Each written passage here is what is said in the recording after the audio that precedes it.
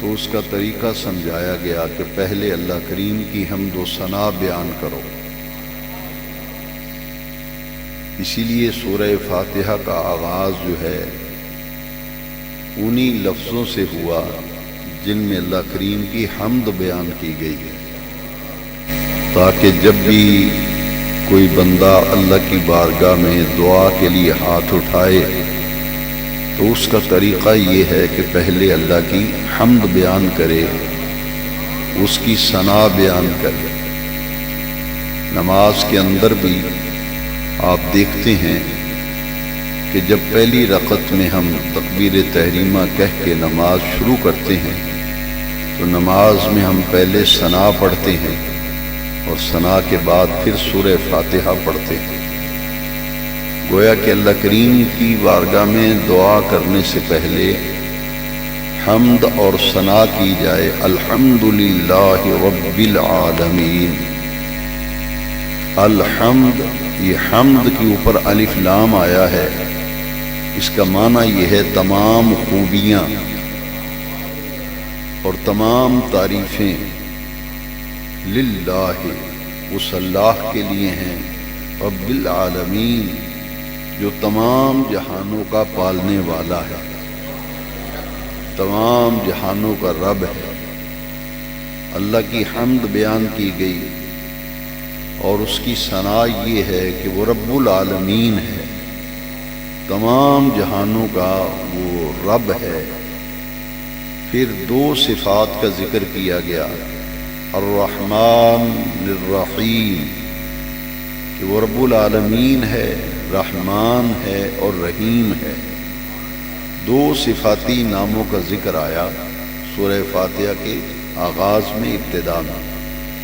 یہاں یہ بات سمجھنے والی ہے کہ اللہ کے جتنے بھی صفاتی نام ہیں ان میں سے چوٹی کا اسم صفت جو ہے وہ رحمان ہے۔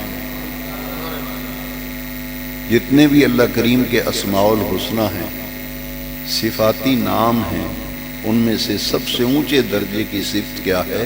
رحمان۔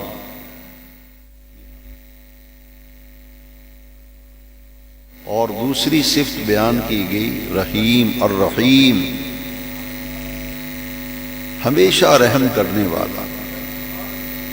اور اس کے بعد تیسری اللہ کریم کی ثنا بیان کی گئی مالک یوم الدین، کہ وہ اللہ جو رب العالمین ہے، ہمیشہ مہربان ہے اور ہمیشہ رحم فرمانے والا ہے۔ مالک یوم الدین، وہ مالک ہے بدلے کے دن کا۔ یہاں بدلے کے دن سے مراد قیامت کا دن ہے، جب نیک اعمال پر جزا ملے گی اور اعمال بد پر سزا ہوگی، بدلہ دیا جائے گا۔ قرآن مجید کے ایک مقام پر اس کی وضاحت کی گئی، من یعمل مثقال ذرۃ خیر یرہ ومن یعمل مثقال ذرۃ شر یرہ، کہ جس آدمی نے ذرہ برابر نیکی کی ہوگی وہ بھی اپنی آنکھوں سے دیکھ لے گا، اور جس نے ذرہ برابر برائی کی ہوگی وہ بھی اپنی آنکھوں سے دیکھ لے گا۔ مالک یوم الدین، اس کا یہ معنی ہے کہ وہ بدلے کے دن کا مالک ہے۔ قیامت کے دن جب میدان لگے گا تو ایک ندا آئے گی، آواز آئے گی، لمن الملک اليوم، کہ بتاؤ آج کس کی بادشاہی ہے۔ ہر کوئی کانپ رہا ہوگا، اور پھر اللہ کریم کی بارگاہ سے ندا آئے گی، للہ الواحد القہار، آج بادشاہی اسی رب کی ہے جو پوری کائنات کا خالق ہے، پوری کائنات کا مالک ہے، پوری کائنات کا رب ہے۔ اللہ کی حمد اور ثنا بیان کی گئی، اور اس کے بعد جو بندے کا اپنے رب سے تعلق ہے اس کا ذکر کیا گیا، ایاک نعبد و ایاک نستعین، ہم تیری ہی عبادت کرتے ہیں، تیرے سوا ہم کسی کی عبادت نہیں کرتے اور نہ تیرے علاوہ کسی کو عبادت کے لائق سمجھتے ہیں۔ یہی وہ کلمہ طیبہ کا جو مفہوم ہے اس کو پیش نظر رکھیے، لا الہ الا اللہ۔ لا الہ جب ہم کہتے ہیں تو اس سے مراد یہ ہوتی ہے کہ اللہ کریم کے سوا اس پوری بھری کائنات میں کوئی عبادت کے لائق نہیں، عبادت صرف اسی رب کریم کی ہے، اس کے سوا کسی کی عبادت نہیں۔ ایاک نعبد، اور آگے ہے ایاک نستعین۔ یہ باب استفعال ہے، عربی گرامر پڑھنے والے جانتے ہیں باب استفعال ہے، اور باب استفعال جو ہے وہ طلب ماخذ کے لیے آتا ہے۔ استعانت، استعانت کا معنی ہے مدد، استعانت کا معنی ہے کسی سے مدد چاہنا، کہ میری کوئی آدمی مدد کرے، اسے عربی میں کہتے ہیں استعانت۔ تو ہم اپنے رب کی بارگاہ میں عرض کرتے ہیں، اے رب کریم تمام خوبیاں تیرے لیے ہیں، تو تمام جہانوں کا پالنے والا رب پروردگار ہے، تو رحمان ہے، تو رحیم ہے، مالک یوم الدین بدلے کے دن کا مالک ہے۔ ہم تیری ہی عبادت کرتے ہیں اور تیرے سوا کسی کو عبادت کے لائق نہیں سمجھتے، کسی کی عبادت نہیں کرتے۔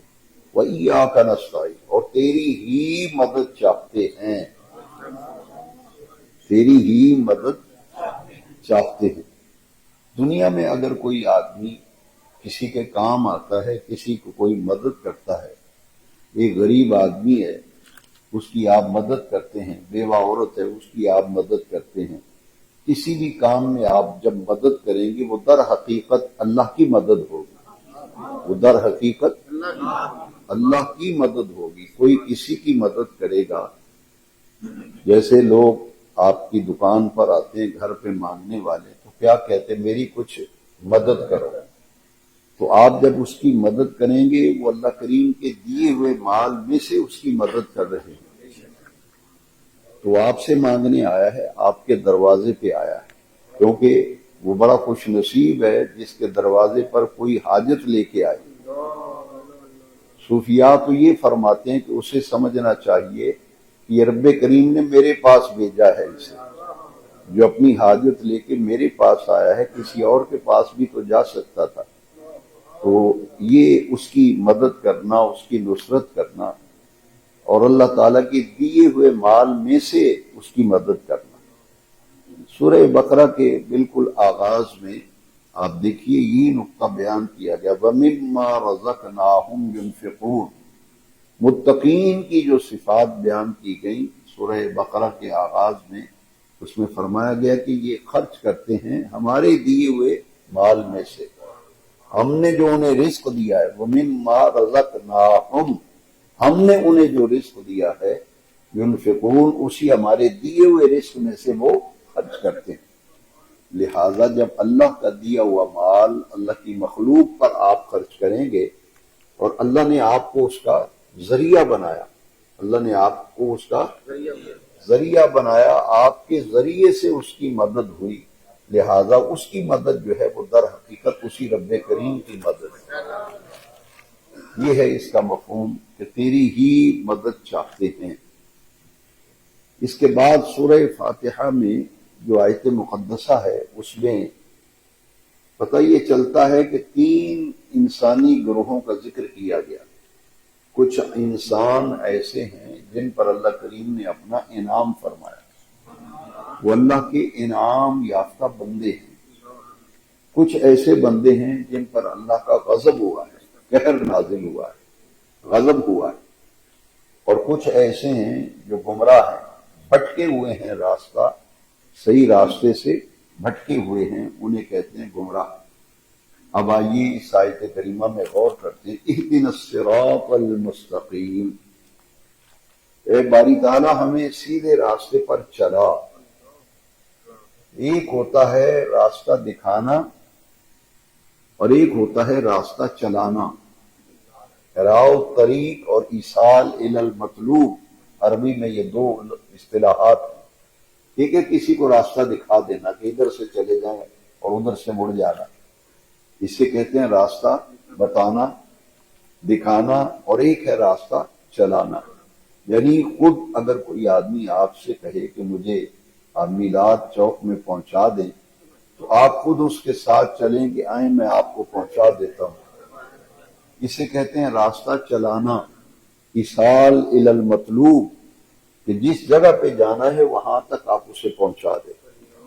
اس آیت کریمہ کا جو مفہوم ہے لغوی اعتبار سے وہ یہ ہے کہ اہدنا الصراط المستقیم، باری تعالیٰ ہمیں سیدھا راستہ چلا، سیدھا راستہ چلا، کہ جب میں چلوں گا تو قدم قدم پر شیطان بہکاتا ہے، میرے بھٹکنے کا اندیشہ ہے، میں بھول سکتا ہوں، اے باری تعالیٰ اس سیدھے راستے پر تو ہی مجھے چلا، یعنی قدم قدم پر مجھے تیری نصرت اور مدد کی ضرورت ہے، تیرے فضل کی ضرورت ہے، تیرے کرم کی ضرورت ہے، تیرے فضل و کرم کے بغیر میں منزل پہ پہنچ نہیں سکتا۔ اہدنا الصراط المستقیم، ہمیں سیدھے راستے پر چلا۔ اب صراط مستقیم کیا ہے؟ سورہ فاتحہ میں اس کی وضاحت آ گئی۔ صراط الذین، ان لوگوں کا راستہ، پہلے فرمائے اہدنا الصراط المستقیم، ہمیں سیدھے راستے پر چلا۔ اب آگے وضاحت آ گئی کہ سیدھا راستہ کون سا ہے؟ صراط الذین انعمت علیہم، ان لوگوں کا راستہ جن پر تیرا انعام ہوا، جن پر تیرا غیر المغضوب، یا اللہ جن پر تیرا غضب ہوا ہے ان کے راستے پہ ہمیں نہ چلانا، ہمیں ان کے راستے پہ چلانا جن پر تیرا انعام ہے، جو تیرے انعام یافتہ بندے ہیں، مقبول ہیں، تیری بارگاہ کے محبوب ہیں، برگزیدہ ہیں، ہمیں ان کے راستے پر چلانا۔ اور پھر آیت کریمہ ختم ہو رہی ہے سورہ فاتحہ ان الفاظ پر ختم ہو رہی، وَلَضَّالِّينَ، کہ جو گمراہ ہیں، بھٹک گئے ہیں، صحیح راستے سے ہٹ چکے ہیں، ان کے راستے پہ ہمیں نہ چلانا، جن پر تیرا غضب ہوا ہے ان کے راستے پہ نہ چلانا، جن بندوں پہ تیرا انعام ہوا ہے ہمیں ان کے راستے پہ چلانا۔ تو سورہ فاتحہ کی روشنی میں تین قسم کے آدمی ہیں، ایک جو جن پر اللہ کا غضب ہوا، قہر ہوا، ایک وہ جو گمراہ ہو گئے، رستہ بھٹک گئے، اور ایک وہ جن پر اللہ کا انعام ہوا ہے۔ جن پر اللہ کا انعام ہوا ہے وہ کون لوگ ہیں؟ آئیے قرآن سے پوچھتے ہیں۔ قرآن مجید میں اللہ رب العزت نے وضاحت سے فرمایا کہ وہ کون لوگ ہیں جن پر میں نے اپنا انعام فرمایا، میرے انعام یافتہ بندے ہیں، وہ کون ہیں؟ قرآن مجید میں وضاحت آئی، اولئک مع الذین انعم اللہ علیہم من النبیین والصدیقین والشہداء والصالحین، کہ اللہ کے انعام یافتہ بندوں میں سے پہلا درجہ جو ہے وہ نبیوں کا ہے، رسولوں کا، پیغمبروں کا پہلا درجہ، من النبیین والصدیقین، دوسرا صدیقین اللہ کے انعام یافتہ ہے، والشہداء اور شہید اللہ کے انعام یافتہ ہے، والصالحین اللہ کے نیکوکار بندے، متقی، پرہیزگار، صالحیت رکھنے والے، یہ بھی اللہ کے انعام یافتہ بندے ہیں۔ لہذا جب ہم رب کی عبادت کرتے ہیں، نماز پڑھتے ہیں، ہاتھ مان کر ہم اپنے رب کی بارگاہ میں ان لوگوں کا راستہ مانگتے ہیں کہ جن پر اللہ کریم نے اپنا انعام فرمایا۔ کن لوگوں کا راستہ؟ نبیوں، رسولوں اور پیغمبروں، اور صدیقین، اولیاء کاملین، شہداء اور صالحین، ان کا راستہ اپنے رب سے مانگتے ہیں کہ باری تعالیٰ ان کے راستے پر ہمیں چلانا، جو جن پر تیرا غضب ہوا، جو بھٹک گئے ان کے راستے پہ ہمیں نہ چلانا، اس سے ہمیں بچانا۔ سورہ فاتحہ جب پڑھی جاتی ہے تو اس کے بعد پھر آمین جو ہے اس کا معنی یہ ہے یا اللہ قبول فرما، یا اللہ، ہر دعا کے آخر میں آمین کہتے ہیں، اور آمین کا لفظی معنی ہے کہ جو دعا مانگی ہے باری تعالیٰ اپنی پاک اور بلند بارگاہ میں اسے قبول فرما۔ سورہ بقرہ میں بہت سے ایسے مقامات گزرے ہیں جہاں دو عبادتوں کا اکٹھا ذکر آیا ہے، ایک نماز اور ایک زکوٰۃ۔ آج کی منزل میں خاص طور پر جو بات سمجھنے والی ہے وہ یہ ہے کہ ان دونوں عبادتوں کا اکٹھا ذکر آیا۔ اکثر مقامات پر قرآن مجید میں دوسرے مقامات اقیموا الصلاۃ وآتوا الزکاۃ، صحیح ادا کرو نماز اور وقت پر ادا کیا کرو زکوٰۃ۔ سورہ بقرہ کے بالکل آغاز میں اللہ کریم نے متقین کی انہی دونوں صفات کو اکٹھا بیان کیا ہے۔ کہنے کا مقصد یہ ہے کہ نماز کے بعد اللہ تعالیٰ کی بارگاہ میں نظام عبادات میں سے جس عبادت کا درجہ ہے وہ ہے زکوٰۃ۔ نماز کے بعد سورہ بقرہ کی ابتدا میں متقین کی صفات بیان کی گئی، الف لام میم، یہ حروف مقطعات ہیں، جیسے بعض صورتوں سے پہلے الف لام را، ہا میم، کاف ہا یا عین صاد، یہ ہیں حروف مقطعات۔ ان کا معنی اللہ اور اس کے رسول کے سوا کوئی نہیں جانتا۔ ہر مسلمان کا یہ اعتقاد ہے اور یہ ہونا چاہیے کہ حروف مقطعات جو ہیں یہ اللہ اور اس کے رسول کے درمیان راز ہے، یہ اللہ اور اس کے رسول کے درمیان سر بین اللہ و رسول، یہ راز ہے جو اللہ جانتا ہے، یہ اللہ کے پیارے رسول جانتے ہیں صلی اللہ علیہ وسلم۔ لہذا اس کے بارے میں کہ ان کے معنی اللہ رسول کے سوا کوئی نہیں جانتا، جیسا کہ یہ حروف مقطعات جب نازل ہوتے تھے، جیسے الف لام میم، جبریل یہ الفاظ لے کے آئے تو حضور نے یہ الف لام میم سن کے کیا فرمایا؟ علم تو فہم تو۔ علم تو کا معنی ہے میں نے جان لیا، میں نے، اور فہم تو کا معنی ہے میں سمجھ گیا۔ لہذا حروف مقطعات قرآن مجید میں جہاں بھی ہیں ان کے بارے میں ہمارا یہ اعتقاد ہے کہ یہ اللہ اور اس کے رسول کے درمیان راز ہے، ان کے معنی اور کوئی نہیں جانتا۔ بعض لوگ جو اس کی توجیہات کرتے ہیں وہ صحیح نہیں ہے، اصل یہی معاملہ ہے۔ اس کے بعد جو کتاب ہے قرآن مجید، اس عظیم کتاب کے بارے میں سورہ بقرہ کے بالکل آغاز میں فرمایا ذالک الکتاب لا ریب فیہ۔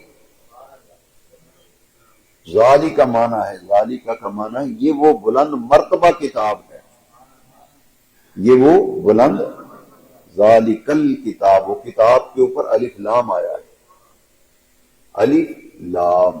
اور انگلش کے اندر اس کو سمجھ لیں تو جیسے اے بک اور دی بک کا فرق ہے، اسی طرح عربی کے اندر جس لفظ پہ لام الف لام آ جائے، الکتاب، الکتاب کی کتاب کے اوپر الف لام آ کے خاص ہو گیا کہ اس سے مراد قرآن مجید ہے، کوئی اور کتاب مراد نہیں، اس نے خاص ذالک الکتاب لا ریب فیہ، یہ وہ بلند مرتبہ کتاب ہے جس میں شک اور شبہ کی کوئی گنجائش نہیں۔ ہر شک سے اللہ کریم نے، ہر شبہ سے قرآن کو پاک بنایا۔ تو آج کی منزل میں گزرا اسی کتاب کے بارے میں، قرآن مجید کے بارے میں، کہ اگر تمہیں شک ہے کہ یہ قرآن اللہ کا کلام نہیں ہے، فَأْتُوا بِهِ سُورَةٌ مِّن مِّثْلِهِ، اس کی کوئی ایک مثالی صورت لے آؤ بنا کے۔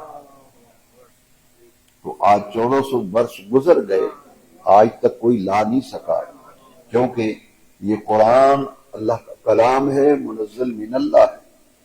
لہذا اس پر یقین رکھنا کہ ہر شک و شبہ سے بلند و بالا ہے یہ کتاب قرآن مجید۔ ہدی للمتقین، یہ کتاب ہدایت ہے متقین کے لیے، متقین کے لیے ہدایت ہے۔ متقین کے لیے ہدایت سے کیا مطلب ہے کہ جو ہدایت کی طلب رکھنے والا ہے، جو ہدایت کی طلب رکھنے والا ہے، ہدایت کو تلاش کرنے والا ہے، جب وہ قرآن کی طرف رجوع کرے گا تو اسے ہدایت مل کر رہے گی۔ ہدی للمتقین، اور متقین کی صفات بیان کی گئی، الذین یؤمنون بالغیب، یہ وہ لوگ ہیں جو غیب پر ایمان لائے، اللہ کو دیکھا نہیں لیکن اللہ پر ایمان ہے، اور اللہ کی ذات غیب الغیب ہے، اور بن دیکھے ہم اپنے رب پر ایمان رکھتے ہیں۔ فرشتے ہیں ہمیں نظر نہیں آتے، لیکن فرشتوں پر ہمارا ایمان ہے۔ لہذا ایمان بالغیب سے یہ مراد ہے کہ جنت کو نہیں دیکھا لیکن ایمان ہے، دوزخ کو نہیں دیکھا مگر ایمان، یؤمنون بالغیب، یہ چیزیں غیب ہیں، لہذا ہم ان پر ایمان رکھتے ہیں۔ اور یہ تمام صفات ان لوگوں کے اندر بیان کی گئی جو صاحب تقوی ہیں، ان کے اندر یہ خوبی ہے، ایمان بالغیب رکھتے ہیں۔ وَيُقِيمُونَ الصَّلَاةَ وَمِمَّا رَزَقْنَاهُمْ يُنْفِقُونَ، اور صحیح ادا کرتے ہیں نماز۔ وَمِمَّا رَزَقْنَاهُمْ يُنْفِقُونَ، اور ہم نے انہیں جو رزق دیا ہے وہ ہمارے راستے پر خرچ کرتے ہیں۔ لہذا یہاں تو یہ فرمایا گیا کہ صحیح ادا کرتے ہیں نماز اور ہمارے دیے ہوئے رزق میں سے خرچ کرتے ہیں۔ اللہ انفاق فی سبیل اللہ، اللہ کے راستے میں خرچ کرنا۔ لہذا یہ آیت کریمہ بھی 2-3 مقامات پر گزری، اقیموا الصلاۃ وآتوا الزکوٰۃ۔ بعض لوگوں کو اشکال ہو جاتا ہے، وہ نماز کے بعد روزے کا تصور بعض لوگوں کے ہاں ہے، اسی لیے عام طور پر یہ کہا جاتا ہے کہ فلاں آدمی نماز روزے کا پابند ہے، نماز روزے کا پابند ہے۔ اس سے یہ اشکال پیدا ہوتا ہے کہ شاید نماز کے بعد روزے کا درجہ ہے۔ یہ غلط فہمی دور ہونی چاہیے، نماز کے بعد کس عبادت کا درجہ ہے؟ زکوٰۃ کا، زکوٰۃ کے بعد روزے کا درجہ، اور روزے کے بعد پھر بیت اللہ شریف کے حج کا۔ یہ ترتیب جو ہے یہ پیش نظر رکھنی چاہیے۔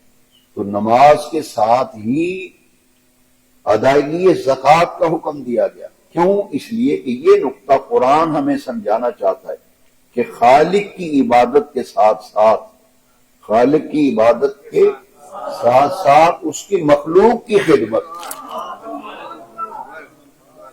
خالق کی عبادت کے ساتھ ساتھ اس کی مخلوق کی خدمت۔ زکوٰۃ مسجد کو نہیں لگتی، زکوٰۃ مسجد کو نہیں لگتی، یہ سمجھیں ذرا، یہ اللہ کی مخلوق پہ خرچ ہوگی، کیونکہ رب یہ چاہتا ہے کہ میرے بندے میری عبادت کے بعد، میری عبادت کے ساتھ ساتھ میری مخلوق کی بھی خدمت کریں۔ ان میں اللہ کریم نے کن لوگوں کو رکھا ہے؟ مسکین، فقیر، بیوہ عورتیں، یتیم بچے اور مظلوم، اور وہ لوگ جو مقروض ہیں لیکن قرض اپنا واپس نہیں کر پا رہے۔ لہذا ایسا مقروض شخص جو سفید پوش ہو اور اس نے کسی سے قرض لیا لیکن ادائی نہیں کر رہا، تو ہمارا دین یہ کہتا ہے کہ اس کا قرض ادا کر کے اس کی جان چھڑا دو۔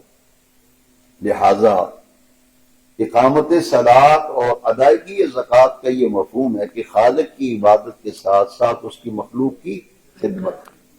اس لیے رمضان شریف ایک ایسی عبادت ہے، اس مہینے میں روزہ اور تراویح، حضور نے فرمایا کہ یہ جو مہینہ ہے نا، وہ شہر الصبر، یہ صبر کا مہینہ ہے، وہ شہر المواسات، یہ غمخواری کا مہینہ ہے۔ غمخواری سے مراد ہمدردی، انسانی ہمدردی۔ ایک محتاج آدمی ہے، ایک حاجت مند ہے، اس کی حاجت کو پورا کرنا، اس کی ضرورت کو پورا کرنا۔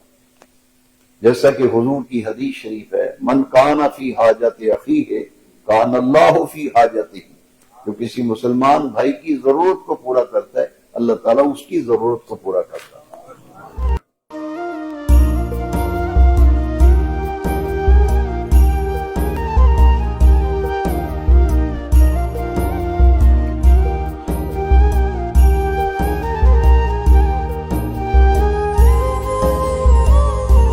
درجے کی عبادت کیا ہے؟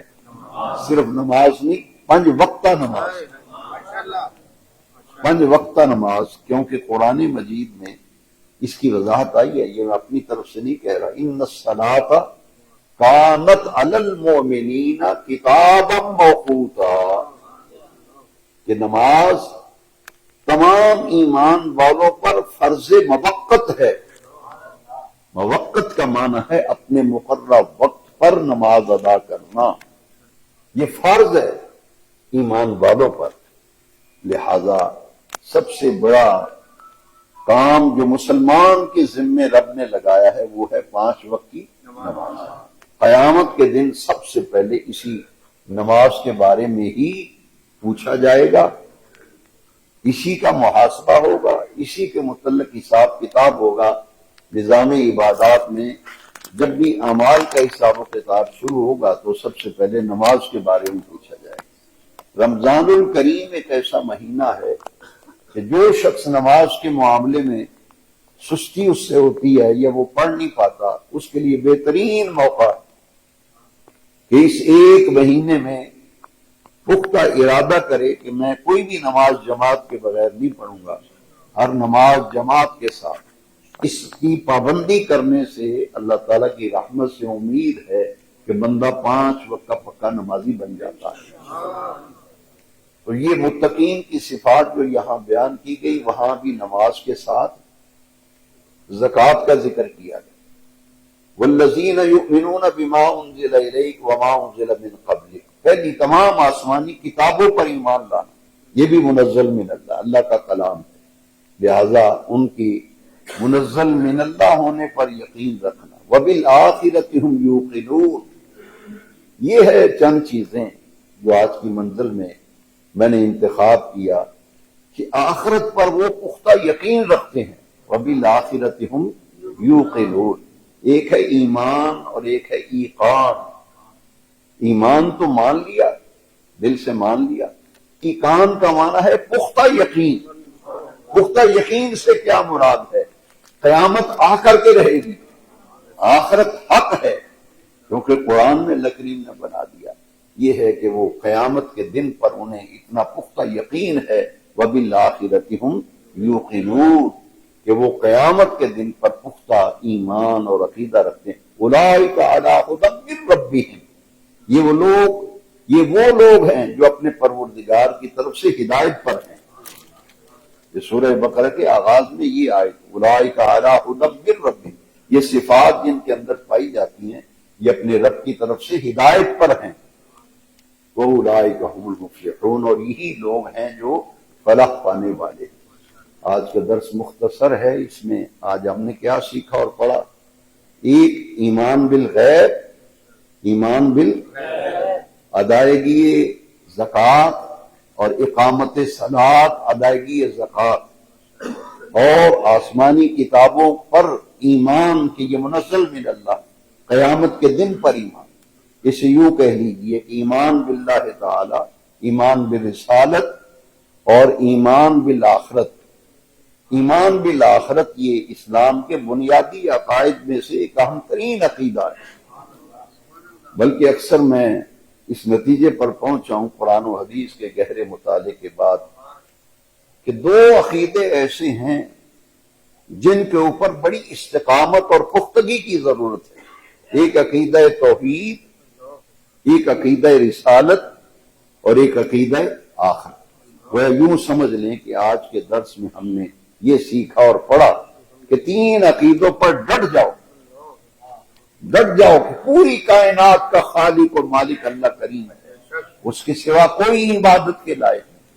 اس کی شان ہے ان اللہ علی کل شیء قدیر، وہ سب کچھ کر سکتا ہے۔ عزت اور ذلت کا مالک اللہ ہے۔ قل اللہم مالک الملک تؤتی الملک من تشاء وتنزع الملک ممن تشاء وتعز من تشاء وتذل من تشاء بیدک الخیر، یہ ہے عقیدہ۔ بیدک الخیر، ساری خیر تو اللہ کے قبضہ قدرت میں۔ حاضرین محترم، دعا کیجیے اللہ تعالیٰ ان عقائد پر پختگی نصیب فرمائے۔ اگر ایمان بالآخرت پختہ ہو جائے انسان کا اور یہ تصور غالب آ جائے کہ قیامت کے دن ہمیں اپنے تمام اعمال کا حساب و کتاب دینا ہے، اللہ کی بارگاہ میں کھڑے کیے جائیں گے، پوچھا جائے گا، یہ تصور ہر وقت غالب رہے تو پھر قرآن ان خوش نصیبوں کے لیے بہت بڑی خوشخبری سنا رہا ہے۔ وہ کیا ہے کہ جو شخص اس بات سے ڈر گیا، اس کے دل میں خشیت آ گئی، خوف، کہ مجھے اللہ کریم نے کھڑا کر کے پوچھ لیا تو کیا جواب دوں گا اللہ کی بارگاہ۔ اللہ کریم وَلِمَنْ خَافَ مَقَامَ رَبِّهِ جَنَّتَانِ، ایسے خوش نصیب کو اللہ تعالیٰ 2 جنتیں عطا فرمائے گا۔ گناہ انسان کی فطرت و جبلت میں ہے، کیونکہ انسان کا مادہ نسیان سے اٹھایا گیا۔ تو اللہ کی رحمت کتنی وسیع ہے کہ اللہ کریم نے خود قرآن مجید میں فرمایا لا تقنطوا من رحمت اللہ ان اللہ یغفر الذنوب جميعا، اللہ کی رحمت سے مایوس نہ ہو، وہ تمہارے سارے گناہوں کو معاف کر دے گا، کیونکہ وہ غفار ہے نا اور ستار بھی ہے۔ یہ دو صفات اللہ کریم کی اکٹھی۔ بلکہ میں جب قرآن مجید کا مطالعہ کرتا ہوں تو اکثر آیات میں اللہ کریم کی جو آیت ختم ہو رہی ہوتی ہے اس میں اللہ کی دو صفتیں اکٹھی بیان کی گئی، انہ هو السمیع البصیر، سمیع اور بصیر دونوں صفتوں کا ذکر، انہ هو السمیع العلیم دونوں صفتوں کو اکٹھا ذکر۔ بہت سی آیتیں قرآن میں ایسی ہیں جہاں آیت ختم ہو رہی ہے اللہ کی دو سے ایک نہیں دو صفتوں کا اکٹھا ذکر ہے جی۔ تو اس خالق کائنات جل وعلا نے ہمیں اپنے محبوب کریم علیہ السلام کے ذریعے سے جو ہمیں ہدایت نصیب کی ہے، اس سے بھرپور فائدہ اٹھانے کے لیے یہ رمضان شریف جو ہے وہ بہترین موقع ہے۔ غفار کے ساتھ اس کی ایک صفت ہے ستار، یہ دو صفات اکٹھی ورد کی جاتی ہیں عام طور پر، ستار اور غفار۔ ستار کا معنی اگر بندہ سمجھ جائے نا تو اپنے رب کے رحمان اور رحیم ہونے کا معنی سمجھ میں آ جائے، ہمیشہ مہربان۔ کوئی ایسے کرتا ہے، ذرا غور کرو نا کہ اللہ کی ذات پر ہمارا کیسا تیقن ہونا چاہیے، اور ہم نے اللہ کریم سے اپنا تعلق کمزور کر لیا، اس لیے کہ ہمیں ان باتوں کی فرصت نہیں ملتی سمجھنے سیکھنے کے لیے۔ دیکھیے توجہ سے سنیے، ستار کا معنی ہے گناہوں پر پردہ ڈالنے والا۔